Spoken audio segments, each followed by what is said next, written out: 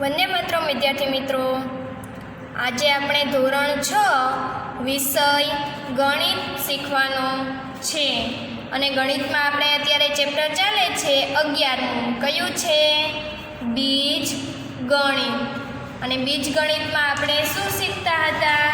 તો કે બીજ ગણિતમાં આપણે સ્વાધ્યાય 11.5 શીખતા હતા, જેનો પ્રશ્ન એક આપણે કર્યો હતો. શું હતો? તો કે સમીકરણ આપણે ઓળખવાનું હતું.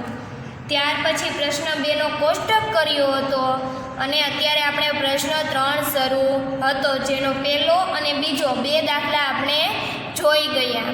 હવે આપણે આવે છે આગળનો દાખલો ત્રીજો સી. સીમાં આપણે સમીકરણ આપેલું છે અને સમીકરણમાં આપણે શું મૂકવાની છે? કિંમત ચેક કરવાની છે, કિંમત શોધવાની છે કે આમાંથી કઈ કિંમત આ સમીકરણનું સમાધાન કરી શકશે. તો સમીકરણ શું આપેલું છે? તો કે p - 5 = 5. p - 5 = 5 આપણું સમીકરણ છે. અને સમીકરણ બાદ કઈ કઈ કિંમતો આપેલી છે? તો કે પહેલાં 0, 10, 5 અને -5 આ બધી કિંમતો આપેલી છે. હવે આપણે શું કરવાનું છે કે ચલમાં આપણે ચલની કિંમતો આપેલી છે તે ચલમાં લેવાની છે અને સમીકરણને જોવાનું છે કે સમીકરણનું સમાધાન થાય છે કે થતું નથી. તો પહેલાં p બરાબર પહેલી સંખ્યા શું આપેલી છે? 0. તો p બરાબર 0 હોય ત્યારે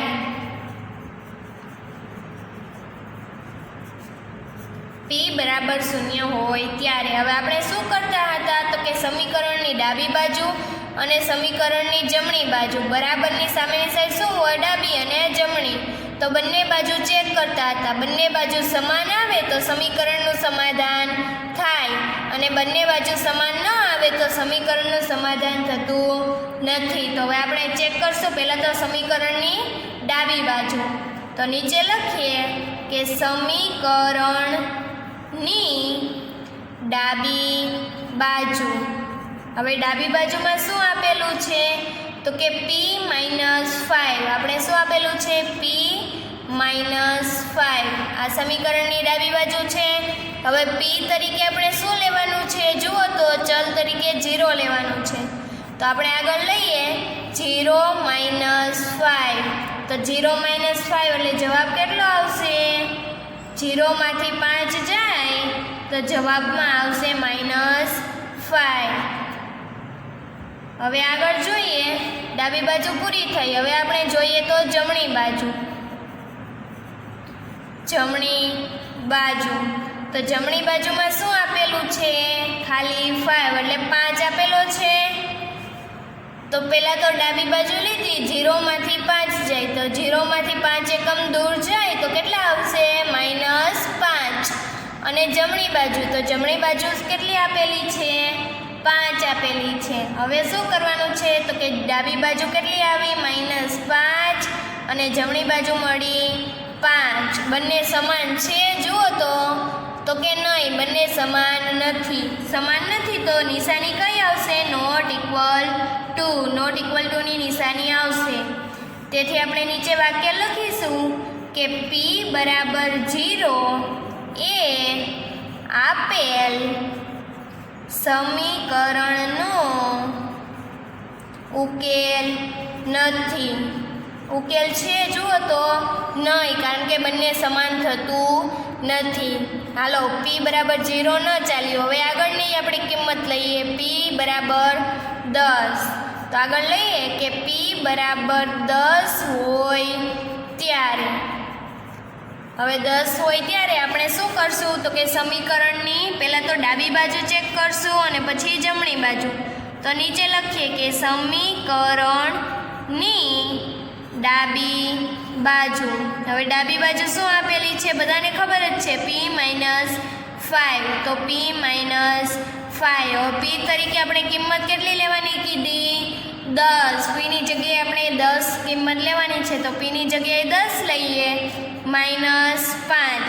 હવે 10 માંથી 5 દૂર થાય તો કેટલા વધશે? 5. ડાબી બાજુ મળી ગઈ. હવે આપણે જોઈએ જમણી બાજુ. તો જમણી બાજુ બરાબર કેટલી આપેલી છે? જમણી બાજુ 5. ડાબી બાજુ કેટલી મળી? 5ની. જમણી બાજુ કેટલી મળી? 5ની. તો જુઓ તો બંને સમાન છે. હા, સમાન હોય તો કઈ નિશાની આવશે? ઇક્વલ ટુની. બંને સમાન છે. હવે સમાન હોય તો સમીકરણ શું કહેવાય? તો કે સમીકરણનો ઉકેલ 5 વડે મળે. આપણે સમીકરણમાં કિંમતની બદલે 5 મૂકીએ. જુઓ તો 5 - 5 5 નથી, શું છે? 10 છે. તો 10 - 5 બરાબર 5. આપણો ઉકેલ 10 હોય ત્યારે થાય છે. તો આપણે નીચે વાક્ય લખીશું કે P બરાબર 10 આપેલ સમીકરણનો ઉકેલ છે. બધાને ખબર પડી કે P બરાબર 10ની મદદથી આ સમીકરણને ઉકેલી શકાય છે. જો P બરાબર 10 લઈએ તો 10 - 5 બરાબર 10માંથી 5 જે કેટલા વધશે? 5. તો આ સમીકરણનો ઉકેલ છે. હવે ત્યાર પછી આપણે કિંમત લઈએ 5. તો લઈએ કે P બરાબર 5 હોય ત્યારે. તો P બરાબર 5 લઈએ તો સમીકરણની આપણે કઈ બાજુ જોઈએ? ડાબી બાજુ. સમીકરણની ડાબી બાજુ. હવે સમીકરણની ડાબી બાજુમાં શું આપેલું છે? P - 5. આપણે લખીશું P - 5. હવે જુઓ P બરાબર કેટલા લેવાના કીધા છે? 5. તો P બરાબર 5 લઈએ. 5 - 5. તો 5માંથી 5 જાય તો કેટલા વધશે? 0. ખબર પડી બધાને? 5માંથી 5 જાય તો 0. ડાબી બાજુ મળી ગઈ. હવે આપણે લખશું જમણી બાજુનું. તો જમણી બાજુ બરાબર. હવે જમણી બાજુ કેટલાની આપેલી છે? ડાયરેક્ટ આપેલું જ છે. શું છે? 5. ડાબી બાજુ કેટલાની મળી? 0. જમણી બાજુ મળી 5. હવે જુઓ તો બંને સમાન છે? નથી. તો નિશાની કઈ આવશે? Not equal to. બંને સમાન નથી. તો P બરાબર 5 લઈએ તો આ સમીકરણનો ઉકેલ મળતો નથી. નીચે વાક્ય લખીશું કે P બરાબર 5 આપેલ સમીકરણનો ઉકેલ નથી. પડી બધાને ખબર? હવે ત્યાર પછી 5 પછી કયો આવે છે? -5. હવે આગળની કિંમત લઈએ કે P બરાબર -5 હોય ત્યારે. તો -5 લઈએ તો પહેલાં તો સમીકરણની બાજુ ચેક કરશું. કઈ આવશે? ડાબી બાજુ. તો લખીશું કે સમીકરણની ડાબી બાજુ બરાબર. હવે ડાબી બાજુ શું આપેલી છે? P - 5. P ની બદલે આપણે કિંમત શું મૂકીશું? -5. -5. હવે જુઓ માઇનસ માઇનસ પ્લસ આપણે શીખી ગયા હતા. માઇનસ માઇનસ પ્લસ તો બેનો સરવાળો કરવાનો. 5 + 5 કેટલા આવશે? 10. હવે મોટાની નિશાની તો આમાં મોટું તો બે સરખા જ છે તો બેની નિશાની કેવી છે? માઇનસની. એટલે -10. -5 બરાબર કેટલા મળશે? -10. ડાબી બાજુ બધાને ખબર પડી ગઈ કઈ રીતે -10 આવ્યા. હવે આપણે શોધીશું જમણી બાજુ. તો જમણી બાજુ બરાબર જમણી બાજુ કેટલાની છે? 5ની છે. હવે ડાબી બાજુ કેટલાની મળી? -10ની. અને જમણી બાજુ આપેલી છે 5ની. હવે જુઓ બંને સમાન છે નહીં તો બંને વચ્ચે કઈ નિશાની આવશે? Not equal to. બંને સમાન નથી. હવે આપણે નીચે વાક્ય લખીશું કે P બરાબર -5 આપેલ સમીકરણનો ઉકેલ નથી. ખબર પડી બધાને? હવે ત્યાર પછી આવે છે ચોથો દાખલો D. એમાં રકમ આપણે સમીકરણ શું આપેલું છે? Q/2 બરાબર 7. હવે Q ચલ આપેલો છે. હવે ચલની કિંમત જુઓ તો કઈ કઈ છે? એક તો 7 છે, 2 છે, 10 છે 14 છે. બધી કિંમત વારાફરતી આપણે ચલમાં મૂકવાની છે અને સમીકરણનું સમાધાન થાય છે કે નહીં તે આપણે જોવાનું છે. તો આપણે પહેલી કિંમત લઈએ. પહેલાં તો શું છે તો કે ક્યુ માટે પહેલી કિંમત છે 7. તો ક્યુ બરાબર 7 હોય ત્યારે તો ક્યુ બરાબર 7 આપણે લઈએ તો સમીકરણની પહેલાં કઈ બાજુ ચેક કરવાની? ડાબી બાજુ. સમીકરણની ડાબી બાજુ બરાબર. હવે ડાબી બાજુ શું આપેલી છે? ખાલી ક્યુ ભાગ્યા 2. ક્યુ અને છેદમાં 2 ડાબી બાજુ આપેલી છે તો બરાબર. હવે ક્યુ કેટલાને લેવાના છે? 7. ક્યુ બરાબર કેટલા લેવાના છે? 7/2. હવે ડાબી બાજુ મળી ગઈ. હવે આપણે જોઈએ જમણી બાજુ. તો જમણી બાજુ બરાબર. હવે જમણી બાજુ જુઓ તો કેટલાની આપેલી છે? 7. આગળની છે એ ડાબી બાજુ, ત્યાર પછી બરાબરની નિશાનીની પાછળ છે એ જમણી બાજુ. ડાબી બાજુ ક્યુ છેદમાં 2 એટલે આપણને કેટલી મળી? 7/2.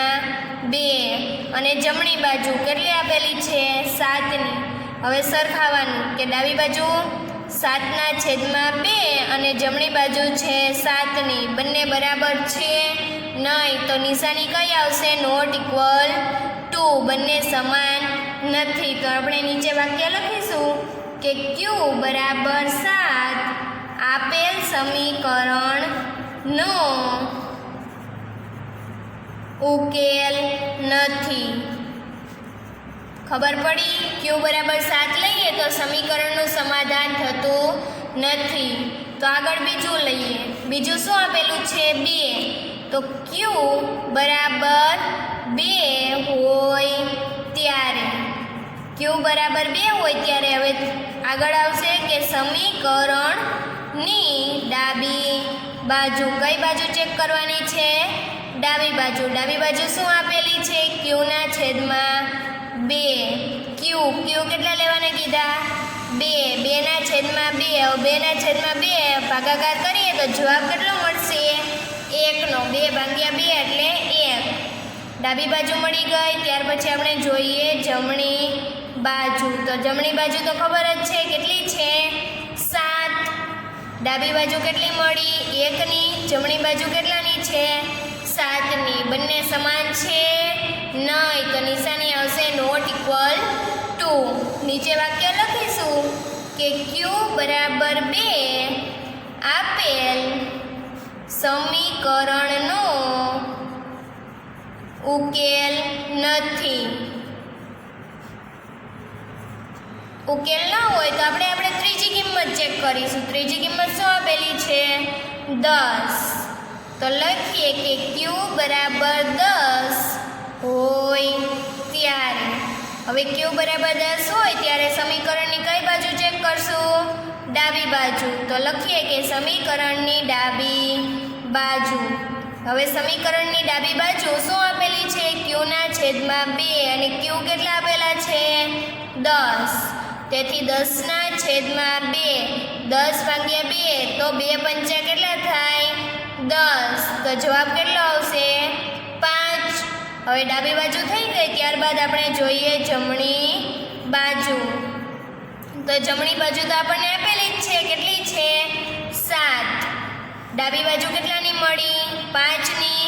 જમણી બાજુ કેટલાની છે? 7ની. બંને સમાન નથી તો નિશાની કઈ આવશે? Not equal to. બંને સમાન નથી. હવે નીચે વાક્ય લખીશું. તેથી ક્યુ બરાબર 10 આપેલ સમીકરણનો ઉકેલ નથી. ખબર પડી? હવે ત્યાર પછીની કિંમત લેવાની છે. ત્યાર પછી કિંમત કેટલી આપેલી છે? 14. તો ક્યુ બરાબર 14 હોય ત્યારે. હવે ક્યુ બરાબર 14 હોય ત્યારે સમીકરણની પહેલાં ડાબી બાજુ ચેક કરીશું. તો લખીવાનું કે સમીકરણની ડાબી બાજુ. સમીકરણની ડાબી બાજુમાં શું આપેલું છે? ક્યુના છેદમાં 2. ક્યુ બરાબર કેટલા લેવાના કીધા? 14. 14/2.